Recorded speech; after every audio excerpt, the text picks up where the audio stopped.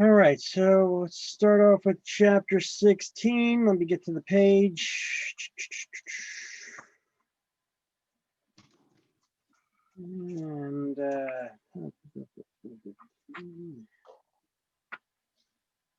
this chapter is going to be about valuation. There's going to be a lot of terminology in it and a bit of math. Okay, so this one is about valuation of properties. So quite a few questions. This is another, so I mean, you get some chapters that are important. I mean, all the chapters are important to study, but the majority of questions where you get your questions from will be from them first 4 or 5 chapters, you know, concentrating especially on the first 3. Then chapter 11, contracts, chapter 16, valuation, chapter 19, types of deeds, and the legal descriptions of property. All right, so those are the chapters that really have a lot of questions to concentrate in, but that doesn't mean to ignore all those mortgage chapters and other chapters and the alike, because there will be quite a few questions on those as well. Yes, good morning, Renata. All right, so here we go. Appraisals. Let's jump right in, shall we? So at the end of this chapter, you're going to be able to describe difference among various types of value, the theory of valuation that appraisers go through, and us as well. Explain the 3 approaches to value, yes, and understanding them and when to apply them. And discuss the profession of appraising in New Jersey, the different types of licenses, etc. So we're going to start off with, what is a market? A market's a place where goods can be bought and sold, where you bring people together, where they could gather and goods can be bought and sold at a price that can be established, and it becomes advantageous for buyers and sellers as a good place to come together to trade, buy, and sell goods. So real estate is not a perfect market in that you cannot bring all the people to the one marketplace where all the goods are. You got to take the people out to where the goods are, the homes. Okay, can't bring the homes to the people. You got to bring the people to the homes. So there's no central gathering place. So for that reason, another bit of a lead-in time, a little bit of a stalling period there for when people have that demand for the product to being actually introduced to the product. It takes a little bit longer to get done. So there's 5 attributes to land. 1, it's finite in its supply. That means there's no new land that's being created. Can you guys hear me? I want to make sure everybody's hearing me right now. Yes. Yeah. Okay. Yes. I just see that I'm talking and I'm not seeing any. I'm not seeing myself up there. Usually the person that's talking is up on the main screen. Okay. Well, Zoom just updated their app. It's all wacky. So if I expand it and I could see a few more people, then I could see myself here, I guess. That's all right. Okay, so let's see. So it's finite in its supply. There's no new land that's being created. It's physically immobile. You can't pick it up and put it in a better neighborhood. It's durable. Land will last forever. You could drop a bomb on it, it'll still be there. And it has its own unique location and characteristics, you know, location, views, etc. And it's useful to people. If it's not useful to people, how's it going to have value, right?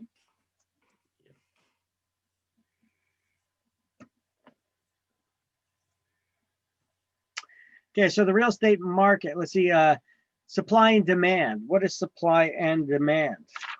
Let's turn the page here. Okay, so it has this 5 attributes to value. It's finite supply, physically immobile, it's durable, characteristics, and it's useful to people. Okay, it's important to understand that, but I don't know about studying. But either way, it's important to understand. Okay, so supply and demand. How does supply and demand work? You know, there's a better definition on page 276. Okay.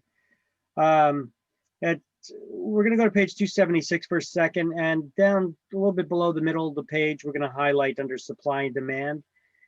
This principle states that the value of a property increases if the supply of such property increases, and the demand for it either increases or remains constant, and vice versa. Okay, so just like we have on the slide here, supply. So what is supply? Supply is the amount of goods offered in the marketplace at any given period. Demand is the number of people that are willing and able to purchase the good at any given price during any given period. And when supply increases, prices will drop. When demand increases, prices will rise, right? But it's all in relation, you know. If the supply remains constant or drops, what happens to value?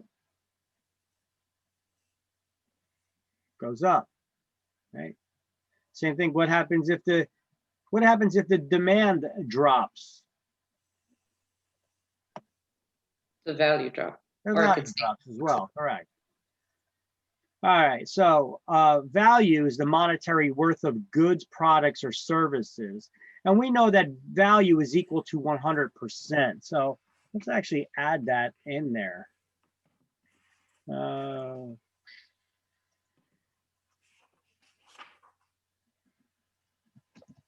Value is equal to 100%.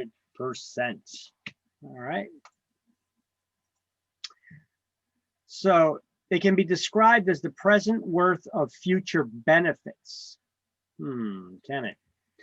Value does not remain the same over time. It varies as the marketplace changes. That is true. Here's that class that I introduced you to already at an earlier chapter. We spoke about this. I recommended that you guys take the class from Ottawa. It's called the CMA workshop, but they also have those seasonal workshops that you could sign up for. And there's actually one coming up here in October. So it's not a bad one, and you may see me there. Okay. Unless they're doing it virtually. I hope not. What class is this? What's that? What class is this? The CMA workshop. It's a class given by a group of appraisers at Ottawa. The guy's name is Jeffrey Ottawa. I know I'm mispronounced Ottawa or Tao, whatever. You know, it's a French Canadian name, I guess. Is that when is it coming out? Because it wasn't opened at the time you showed us. Yeah, but I think it was coming up in October, but there was a class before that, so it wasn't available to book yet. I believe it was showing on the schedule as in October. Remember the date? No, I don't. But it's not either way, this is a class that's you could go to their website and take a look. It's not a bad class to take. It's under $100. It's definitely worth it. Okay. And remember, it's part of your education, and everything that deals with your education that has to deal with the business is tax deductible. This class is going to be tax deductible for you guys, right? By the way, you know, we got real estate classes that we take, and I think I spoke to you guys about this in chapter 3. We got certification classes. We got all kinds of real estate classes that we do take. You know what? They don't have to necessarily even be in New Jersey.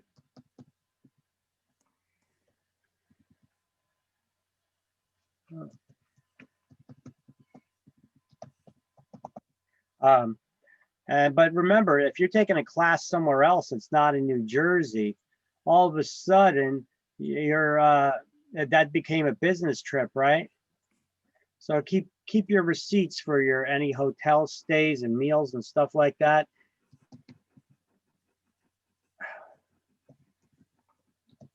It just may be tax deductible, minus your liquor bill. That I don't think you can deduct in your taxes. All right. All right, so let me see for you really quick. The events workshop support.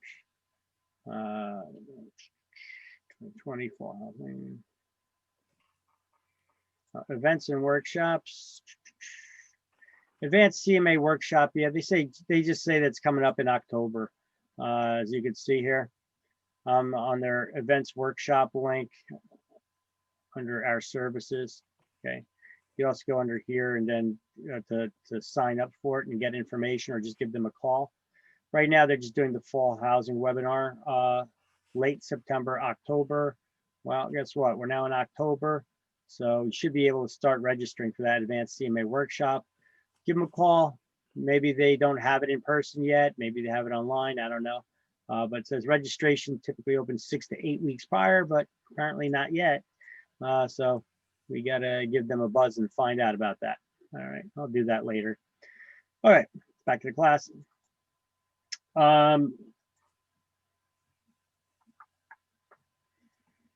So situs is what it's pronounced, but I mispronounce everything just so that I can understand it better. I pronounce it situs. So it's a people's preference for a particular location. And what are the major factors in determining value? Location, location, location, right? I mean, it does play a big role. It's not the only role, but it does play a role when determining the value of property. What do I have here? I got a couple notes about how they used to do homesteading, and I got a little note down there about a movie with Tom Cruise and Nicole Kidman called Far and Away, when they were doing that homesteading. This was about a historical. This was based on a true story about the historical land rush of 1889. There was a race where people can claim 180 acres, 160 acres, or something like that of land. With the so I got a couple of links here that explain how that worked. Let me see. I got some pictures here for you too, really quick. Just a moment. I'm gonna spend a lot of time on this, just to show you some images about that great land rush way back when. And there's one here about the westward expansion, talking about the stories of history. So obviously this looks like a children's education site, but it's pretty good the way they put it together about how they opened up and they were giving away the land. 160 acres. U.S. citizen could get 160 acres of unoccupied land west of the Mississippi. All right. So here's some actual. I don't know if that's an actual picture of it, image. Maybe they're just painting back then. I'm not sure if they had the cameras back then yet, but it could be. It looks like, nope, this is a picture. So they did have cameras back then. They had with that flash and a big thing, yeah. So so there's the actual picture of the great race, what they called it, all right, in Oklahoma. That's where it was. And April 22nd, 1889, about 50,000 people racing to claim about 2 million acres of land. All right. Yeah, you can see it here on Wikipedia. It's the same one. Yeah, it's a genuine picture of that. Okay. All right.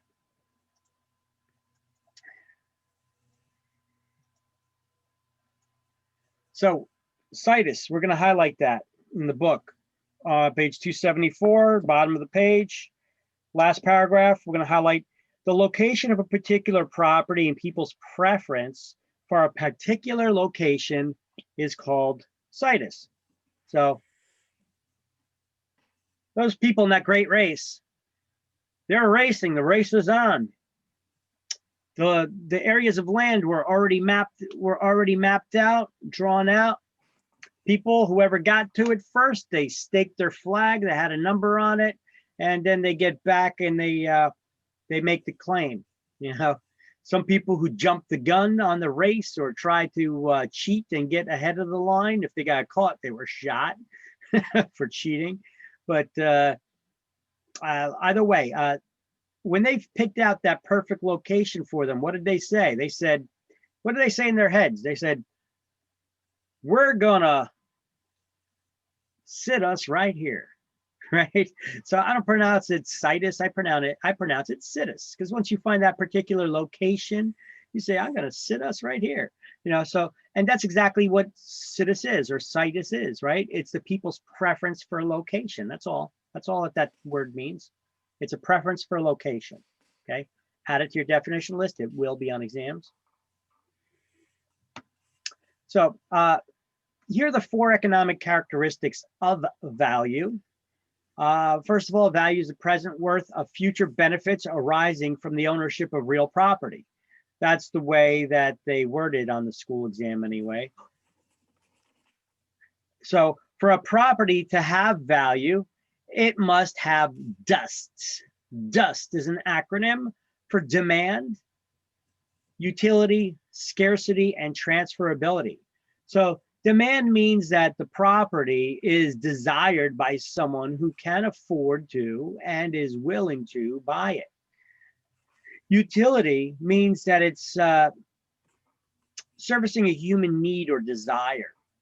And scarcity means that it's limited in its supply. It's scarce. And transferability is the ownership can be easily transferred from one person to the next. If it's not that, if you can't easily transfer the ownership from one person to the next, it's harder to sell. It's not going to have as much value.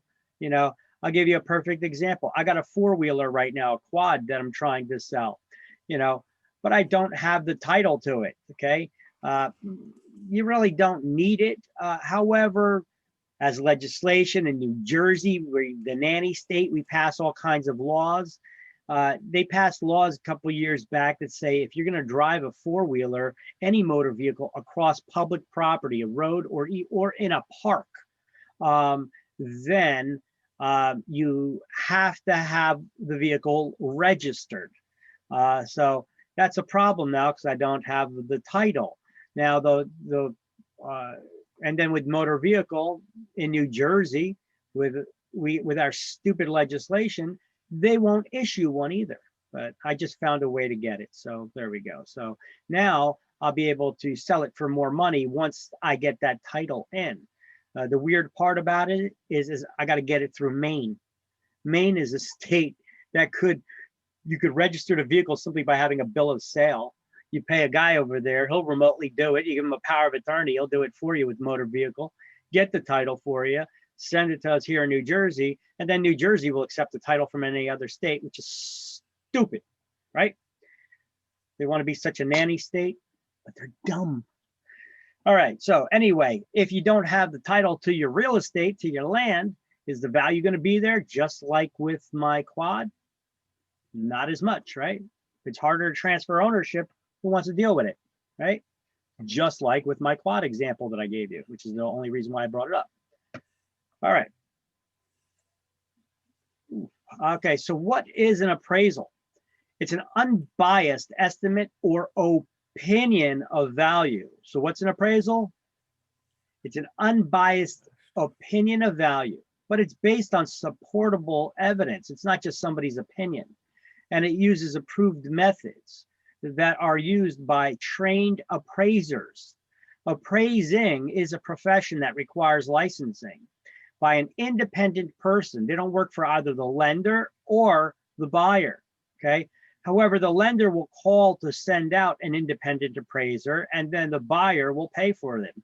But the appraiser doesn't work for anybody. They're independent. That's the whole thing about their evaluation is not tied to one party or the other. All right. Now, the appraiser's fee is paid by the borrower. The lender selects them, and they give an unbiased estimate of value. Okay. So, and on the top of page 275, let's just highlight for property to have value, it has to have the 4 economic characteristics, DUST, and put just highlight demand, utility, scarcity, and transferability.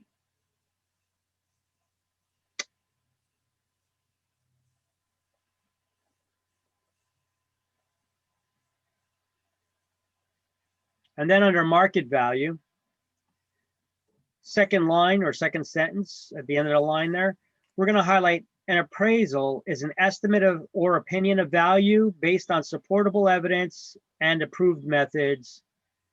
An appraiser is an independent person trained to provide an unbiased estimate of value. Then in the next paragraph, we're going to highlight the market value of a property. The market value of real estate, actually, we're going to highlight, has been defined as the price that a ready, willing, and able buyer who's not forced to buy will pay a seller who's not forced to sell if the property has had reasonable exposure to the market. And then we're going to put a highlight, we're going to highlight down the list there, the bulleted list. Just highlight, just on the bullets. You don't have to highlight everything in the list, just highlight bullets straight down. And those bulleted list, it says that the property for a price, for market value, is a price that a ready, willing, and able buyer who's not forced to buy will pay a seller who's not forced to sell. If the property had a reasonable length of exposure to the market, length of time for exposure to the market, it's the most probable price that a property will bring. It's based on supportable evidence and approved methods. It has to be based on a cash purchase or its equivalent, like a mortgage loan, not a trade or swap of exchange of things of value. Okay, that's not going to be helpful in us trying to evaluate a property, because in that case, there's some outside factors. The goods that are being exchanged have to really be desired by one in order to do a swap, right? So can't exactly determine market value based on exchange of goods as the form of consideration, or the love and affection either. It's hard to measure someone's love or affection for someone else, right?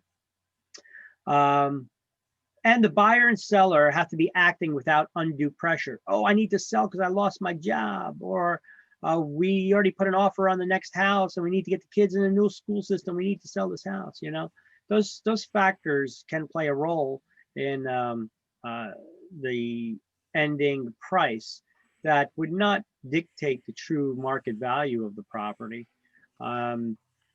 So the market value also is a valuation based on real estate licensees and appraisers. You know, when we do it, what do we do? How do we price homes?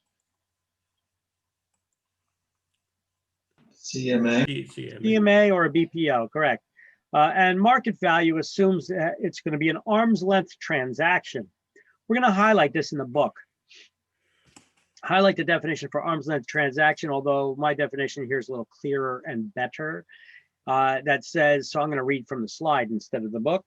But in the book, you could highlight the term arm's length transaction. You need to know that term. Is a transaction between parties who are relatively strangers to one another. That means that they're not close to each other. Each of them are trying to do the best for themselves. Okay. Sellers trying to get the most money, buyers trying to get it as cheap as possible, right? So an example of what is not considered an arm's length transaction is a brother sells a home to a sister, assuming that there's no family drama, they love each other and all that, okay? This cannot be used as a comparable sale because there's some factors that play into the role there. You know, if you're going to sell the property to your brother or sister, you know, chances are you love them, right? Chances are you're going to give them a break on the price and you're not going to rip them off. So there's some, not just ripping them off, but you're going to give them a break on the price. The chances of the probability of that happening are pretty great. So therefore, an appraiser, if they know that there's some kind of outside factor there that makes it not to be an arm's length transaction, they cannot use it as a comparable when determining the value of another home. Make sense? Yes. Okay. Everybody else still here with me? Yes. Yeah. Yes. All right, you guys are quiet. That's just writing what you're All saying. right, okay. So with that intense concentration, I hope you guys are going to be doing great on the exam. Funny. We will. Okay. I hope you do. I hope you do. That is our objective. It is mine too, to make sure that you guys pass and do well. I want you to do good. All right. So market value, both the buyer and seller have to be well informed about that property's assets, its defects, and its potential. How could you properly price a property if you don't know, if you've never been to it? First of all, if you're going to value a property, I hope that you paid it a visit. How are you going to know its condition or what's wrong with it or what its pluses are or minuses are if you've never been there, right? That's true. So real estate, the value of business. Okay, here's a neat little slide here that's not in the book. It talks about these terms, cost, price, and value. Cost relates to the past, how much something cost you to build, for example. Price relates to the present, how much you want for it. And value relates to the future. Okay. So market value is an estimate based on an analysis of comparable sales, based on solid data or evidence that is provable. Okay. So let's see, value versus price. Okay. Okay, let's just go over it from here. Okay, so that's value. Okay. So let's highlight the second line in the second sentence under value versus price. Market price, on the other hand, is what the property actually sells for. It's the selling price. Okay. So value is an estimate of okay, market value is an estimate of the value based on supportable evidence.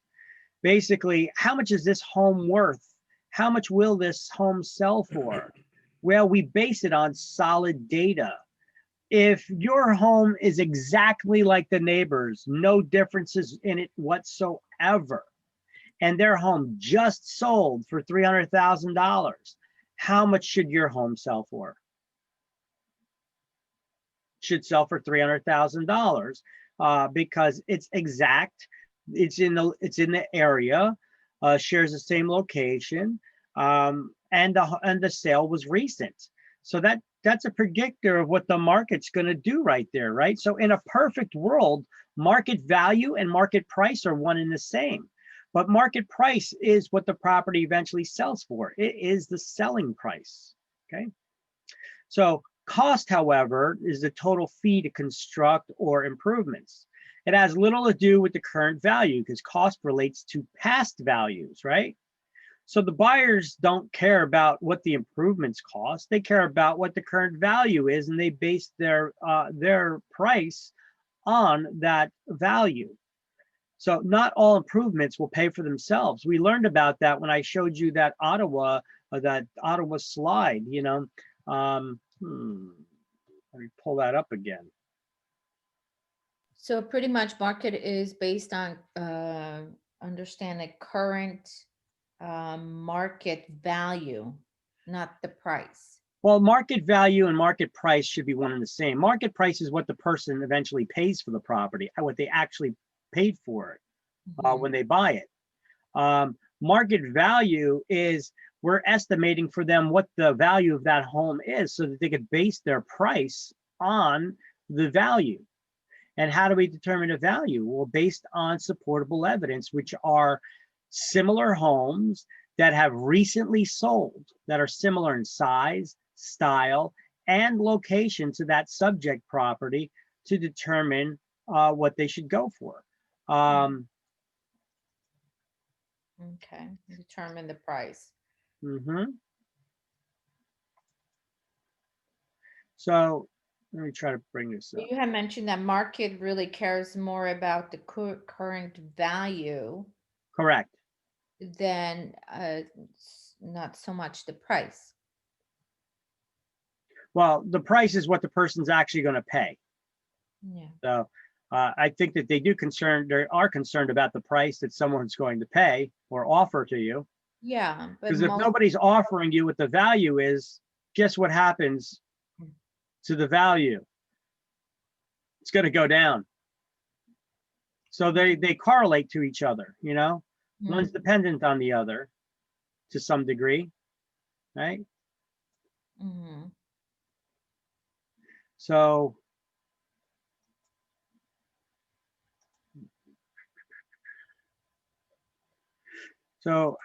when we're determining the values, you know, we try to do one of these CMAs. This is similar. This kind of looks even similar to an appraiser, what an appraiser does. Okay, they take the property and then they make adjustments for the differences, okay? You see all the differences here? Here's the features, and then you're comparing them, you know, everything from the age of the house to the architectural style to the quality of the construction, the site's appeal, its location. It's well, like look at this one for But site. what affects the value of the home? What's going on? Well, in the let me market? talk about it. Yeah. I mean, everything does. It's what affects the value of the property. Comparables and what the price that a recently sold property recently sold for that is similar in size, style, location, and amenity, right? So what we're going to try to do is what I'm saying there, so the subject property is the property that you're trying to determine the value for. And then you have to have at least 3 comparables to try to determine the value to get a proper picture. So we chose 3 homes that are in that area that had recently sold. When I say recently, I'm talking about 3 months. You could go back 6 months. You start going to a year, numbers could be a little bit off because market prices do vary. Now you start going over a year, now you got to start making adjustments for market change because the market itself changes, and you're going to have to make adjustments on that, and the math starts getting kind of complicated because you also have to do the evaluation. If your evaluation is wrong, then the math is going to be wrong. Okay, so my question was to like when there is a market price change well, in the market, right? what determines that? Wait. What that determines home? that? What determines that market price change? Is it interest rates? Price is dependent on what somebody's willing to pay, right? Interest rates can have a factor in it because if they can't get the loan to buy the property, then they're not going to offer as much, right? Mhm. So yeah, inflation can affect it. So there could be a lot of outside factors too that have nothing to do with the real estate that could affect the price of the property too. You know, the current economy. Okay. Like we are Pandemic special. yeah. You know, but then again, I mean, you go to a lot of areas in the country right now. They're suffering right now with their prices are getting killed because people are not moving to certain areas, right? But you know, us here, we're in the coast and we're in an area that's an expensive area. You know, however, It's we're still less there. expensive than New York City, and we're close enough to them. People are doing a mass exodus from New York City with all that, you know, rioting and looting or protests that were going on. I mean, when they're smashing up all the stores and robbing them in the downtown districts in these multi-million-dollar areas where your own real estate in New York City is not cheap. And when you got people out there that are beating people up at random. You guys see the other day, what's that? Remember that actor from Ghostbusters? Actually, he was in a lot of stuff. Rick Moranis, he got assaulted. Somebody punched him in the face. He got a broken hip. Face got messed up. He went to the hospital. Just at random, guy walking down the street just assaulted him. You know, so what's going on with crime right now? The governor, the mayor of New York City sucks. That guy, he sucks. They're not enforcing laws for whatever political reasons that they have. They're not enforcing the laws. So what's happening? Crime sprees like crazy. Murder rates are up, robberies are up, property damage is up. So what are people doing there? You're going to have people who can afford to live anywhere they want. They're going to choose to live in an area like that? No. Any moron can tell that that's not going to go on. So what are they doing? Mass exodus out of New York City. They thought that these people, oh, they so love the area because they're all in the same frame of mind. Well, yeah, even the same people who have the same kind of political thought and same frame of mind, you know what? They're still going to move out of town when it comes to their family and their children and their safety, right? You think that they're going to want to be spending all the money to live in a crap hole that's dangerous? No. So they move out. Now they still need to be near their work spot. So where are they going to move to? We're in New Jersey. We're right across the river, right? So what do? they're moving to New Jersey. It's a lot cheaper here. Our expensive homes are a lot cheaper than there. You got people that are buying $1 million homes here in New Jersey, and they're like, wow, that's it. You know, by comparison to New York, you know, but we got the price ranges. So today, you know, you got people that aren't, everybody got $1 million to spend, but it is a lot more expensive to live there. You know, you get people that could pay a mortgage here in New Jersey. They're living in a closet in New York, you know, so they're coming over here and they're buying up. Okay. So even though our market, people are New Jerseyans, people who've been living here for a while, we're doing a mass exodus down south. People are moving to Florida like it's going out of style. What do you think's going on with the prices of real estate in Florida? It's up like 400% right now. You know, people are moving out of Jersey. People are moving out of California. They're moving to places like Florida, to Texas, you know, the places that they so hate. But those are the places that have policies that are maintaining law, order, and keeping their neighborhoods looking nice and people feeling safe. And that's where people are going to move to. And you're seeing that happening.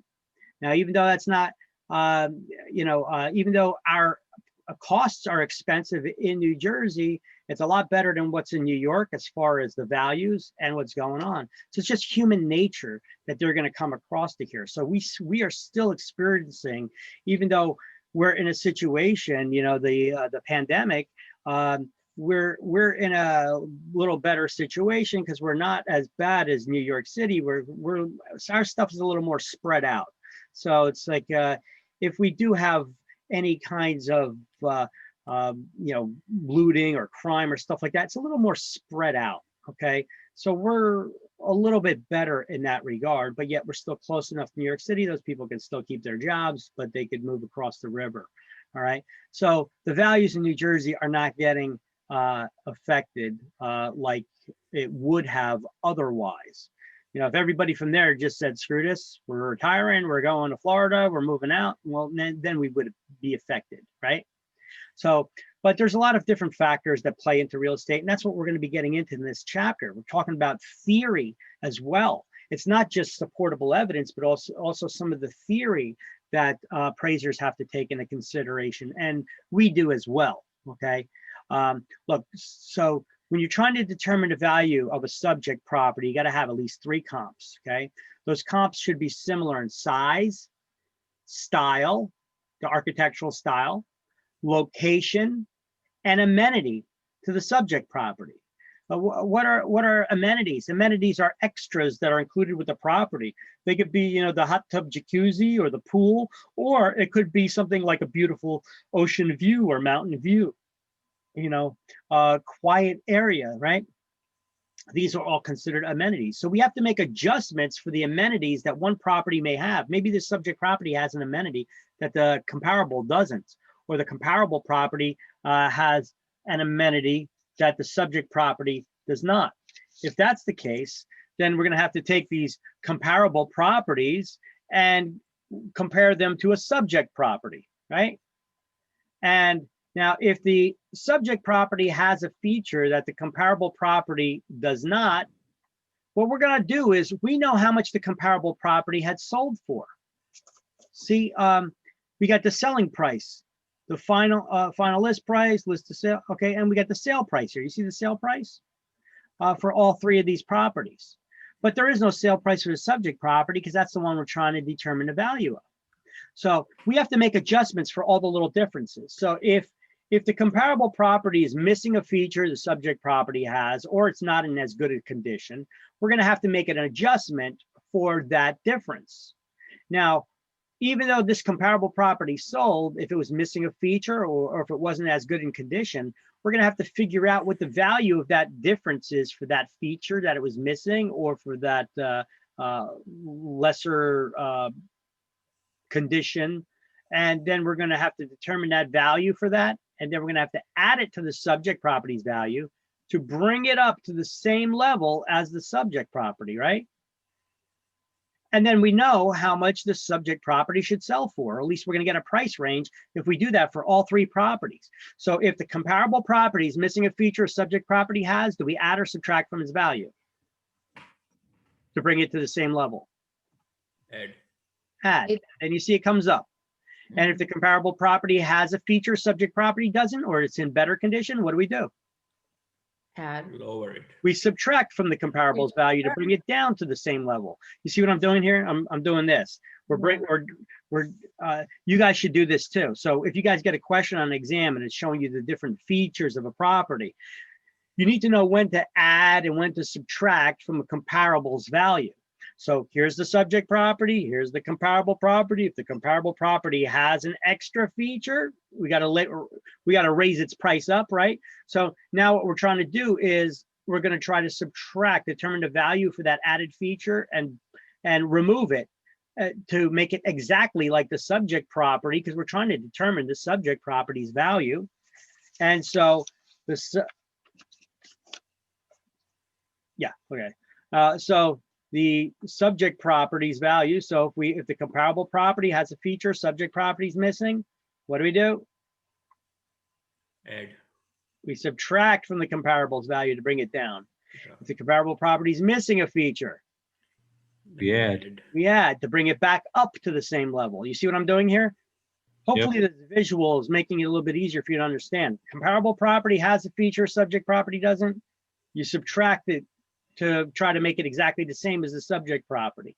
If the comparable property is missing a feature subject property has, we pretend that what if it did have that feature? We have to figure out the value of that feature and add it to the value of its actual sale price. And now we know what the subject property should be going for. So we're making adjustments for the differences. So you guys have to be able to know when to add and subtract from a comparables value.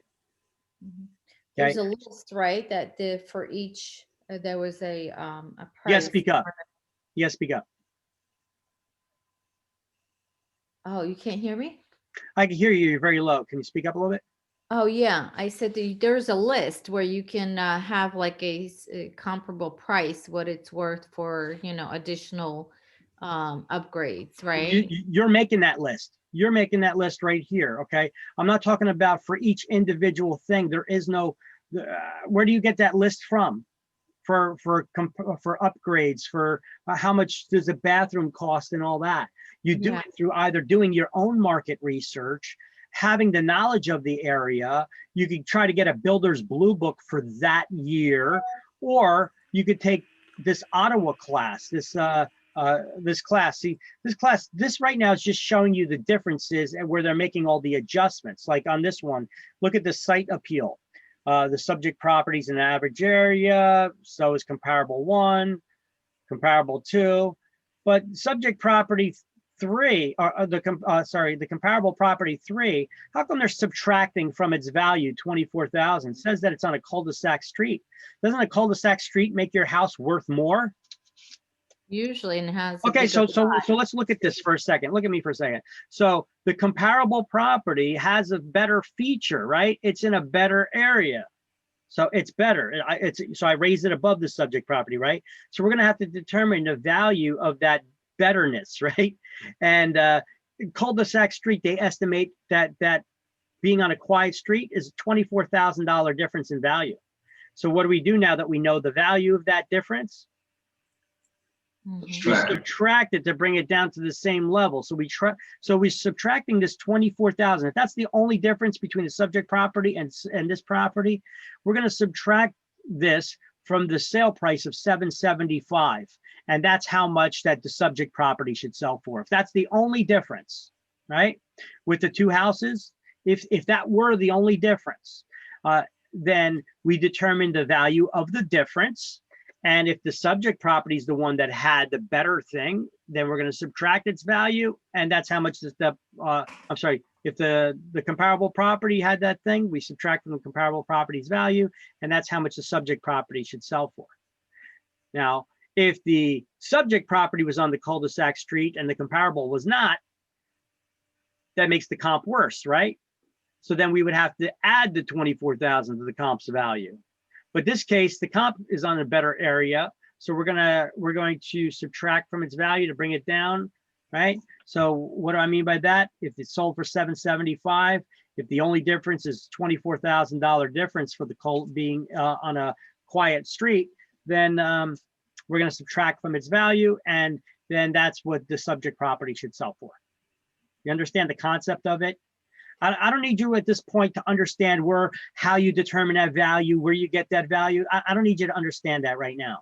Right now, I just need you to understand the basics. When do you add and when do you subtract from a comparables value?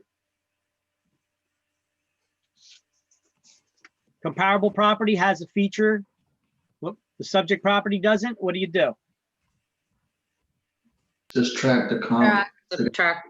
Subtract from the comp's value to bring it to the same level, right? If the comparable property is missing a feature, what do? You add. You add to bring it up to the same level. See, doesn't the visual help you a little bit? If I were just to say that now, if the comparable property is missing a feature subject property has, what do? I mean, it makes it a little bit harder, but even if you just use your hands, here's the subject property, here's the comparable property. It's missing a feature subject property has. What do? You add. You add to bring it up. See? So that little visual guide there makes it a lot easier, doesn't it? You guys are going to be taking your exams and you're going to be like this with your hands. I hope so anyway, because it's going to help. All right. So I'm showing you, I'm big on visuals, you know, so I like this. This helps me. The comparable property has a feature, subject property doesn't. You're going to subtract it to bring it to the same level, right? Or we're going to add it if it's missing that feature, right? So do you know when to add and subtract from a comparable value? That's what we need you to know right now. All right. Yeah. Let me pull up something else.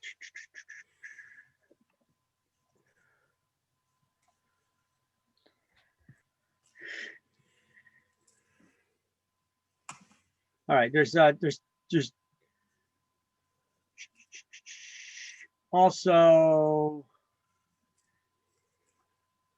also this guide from Ottawa.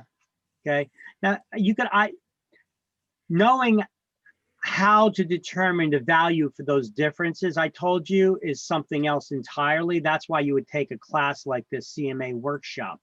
They tell you how to price the differences for all the different features and conditions and such. Yeah, That's this is what what this I was class is for. referring to. Yeah, this is what I was referring to earlier. How do you Okay. determine the prices? So your broker should teach you how to do this. But once again, your brokers are not going to do as good a job because some of your brokers are not going to be able to price homes for crap. So you're probably better off learning it from an appraiser, wouldn't you think? So this is one of those types of guides that you get from them. They tell you for all the different site improvements here, or they even have an addendum to this for properties that are in urban areas. Okay, they have some additional features for them. How do you price, make differences, adjustments for the properties that are in a view of New York City? Is that New York City view obstructed? Is it direct view, or is it direct and waterfront? Look, they even have this additional thing that goes on there for urban supplemental for the valuation.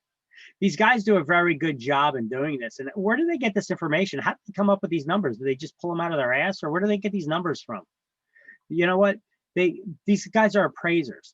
They grab the records for all the home sales in the last year, from public records, from tax records, from appraisers' statements. They got databases with the appraiser statements, from tax records, from the MLSs, and they aggregate the information from all these various resources. And now they in that database, they break down all the differences to the point that they could tell you how much extra an extra garage or a half bath would be worth. How much more or less did homes sell if they were on a quiet road versus a busy road? You know, they break it down to that smallest minutia of data, and data is powerful. Data is valuable.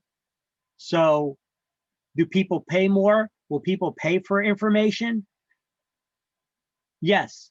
And that's what these guys do. They just they just aggregate the information, they dissect it, and then they give it to you in a nice viewable format like this, and then we pay them for it. Or you could try to do it yourself. And these guys do a pretty good job because that's all they do. So you know what? I'd rather pay them $100, even if you take the class every single year, right? Which I used to do all the time, but I don't do so much in the real estate right now for the time being, but I'm going to be getting back into it again soon. Either way, so we got the market value, market price, and the cost, right? So here's some of the basic principles of value: highest and best use. Okay, so let's go down to market value versus costs, okay? And on the second line, the second paragraph, first line, that begins with the word more. Well, right after the word more, highlight often, cost does not equal market value. Where you said that, Victor? Under market value versus cost on the bottom of page 275. Okay. So often cost does not equal market value. Okay, so it's important to distinguish the difference between market value and cost. Cost and market value may be equal if it's new construction, for example, and they often are. But when the improvement on the property are new and represent the highest and best use of the land, that's when they are closest. However, more often cost does not equal market value. Okay, so people may be like, I did this improvement 12 years ago. You know how much I paid for that? You know how much I paid to get that pool installed? And then the homeowner, of course, is going to think that their home is worth at least what they paid for to get the pool installed, right? No, because not all improvements you're going to get 100% back on them. They'll make your home more desirable, perhaps, to the right person. And that person may be willing to pay more for it than a house without a pool, but they're not going to pay you the cost it costs you to put it in. All right.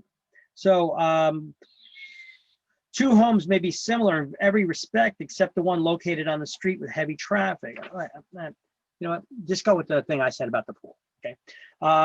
It's easier to understand.